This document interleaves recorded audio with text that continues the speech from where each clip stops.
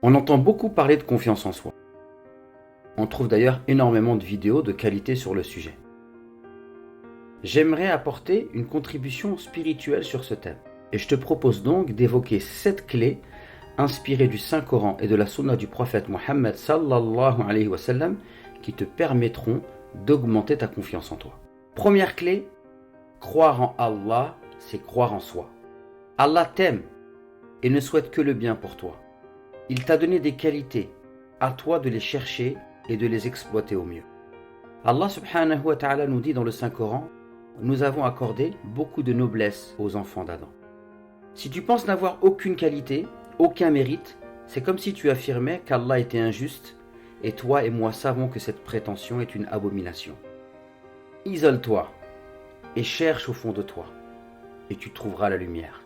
Le Coran nous dit, il y a sur terre des preuves pour ceux qui croient avec certitude, ainsi qu'en vous-même. N'observez-vous donc pas?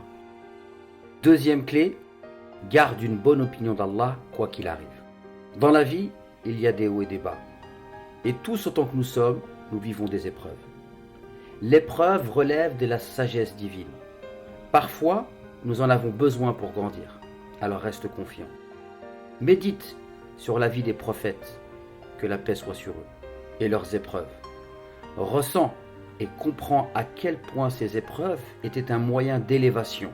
Ton Seigneur étant bienveillant, il t'envoie parfois des épreuves telles des médicaments pour ton âme.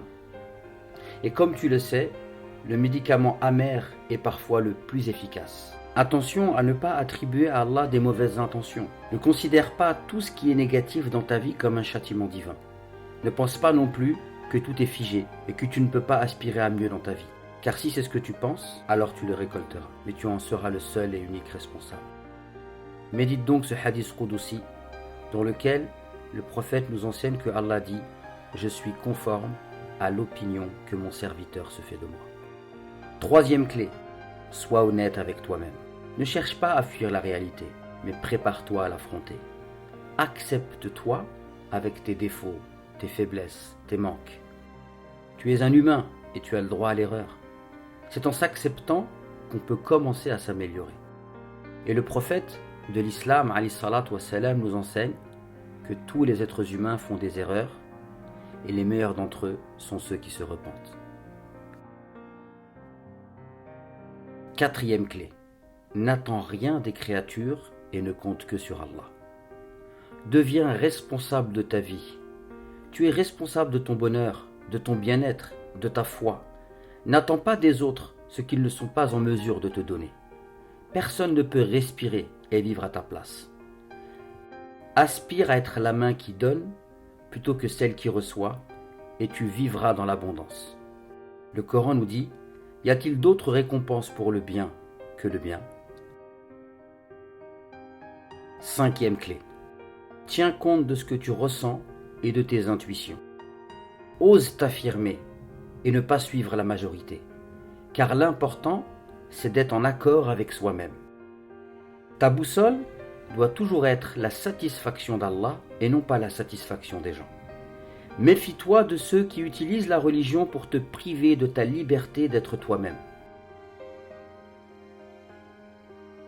Le prophète de l'islam, alayhi salatu wassalam, nous dit « Nul d'entre vous ne doit être une marionnette qui dit « Je suis avec les gens, s'ils font du bien, j'en fais, et s'ils font du mal, j'en fais. »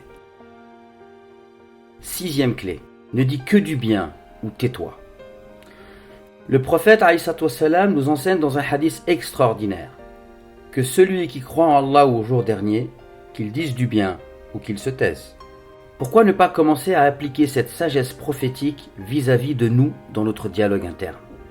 En ne se tenant que des propos motivants et nourrissants, du genre « je vais y arriver, je vais le faire, je peux le faire, j'en suis capable ». Osez vous fixer des objectifs ambitieux et motivez-vous.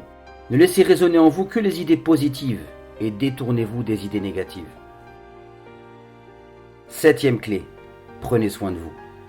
Suivez l'exemple de votre prophète alayhi salatu wassalam et prenez soin de vous, de votre apparence. N'hésitez pas à faire ce qui est bon pour vous.